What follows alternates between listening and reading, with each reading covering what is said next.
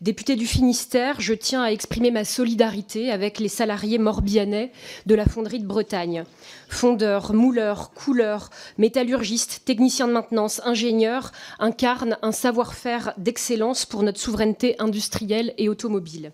En Bretagne, nous nous battons aujourd'hui pour ces 300 emplois, ces vies de famille suspendues à vos annonces. Les représentants de ces salariés sont en ce moment même dans les murs de l'Assemblée. Ils vous écoutent, attendent des réponses fortes et des engagements de votre part. Votre groupe propriétaire de la fonderie pendant 48 ans porte une responsabilité majeure dans la situation actuelle. L'élimination des autres clients de la fonderie à partir de 2009, le recentrage exclusif de Renault sur la production, le refus de la diversification, la cession à Calista Private Equity.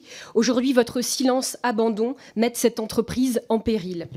Votre logique financière, celle de donneur d'ordre, se fait au détriment de vos sous-traitants et fait de votre entreprise Renault un symbole, celui de l'irresponsabilité des grands groupes français. Pourtant, vous avez bénéficié de nombreuses aides publiques, soutien de l'État, des collectivités locales. Ne pensez-vous pas qu'en contrepartie, vous devriez assumer la responsabilité de maintenir notre industrie et nos emplois en France ?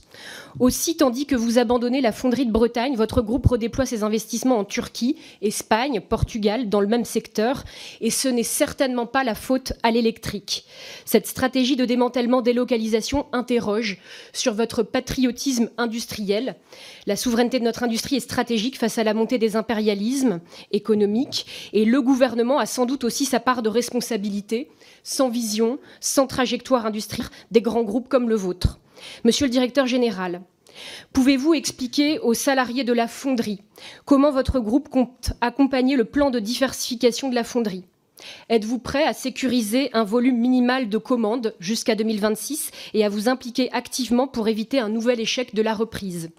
Monsieur le directeur général, alors que des centaines d'emplois sont en jeu, assumerez-vous devant cette commission et devant les salariés de la fonderie la stratégie de votre groupe, celle du profit auprès du sacrifice des salariés ? Nous voulons vivre et travailler au pays dans notre belle région qu'est la Bretagne. Vous portez une responsabilité lourde. Soyez à la hauteur de vos actes. Je vous remercie. Merci, Madame Thomas. Monsieur le directeur général. Très bien. Écoutez, le management, quand on avait engagé avec Calista la reprise, le management s'était engagé à diversifier, le portfolio des commandes et des clients. Donc, la fonderie de Bretagne dépendait de 85% de Renault, des commandes de Renault. Et en fait, au lieu d'aller en avant, on est allé en arrière.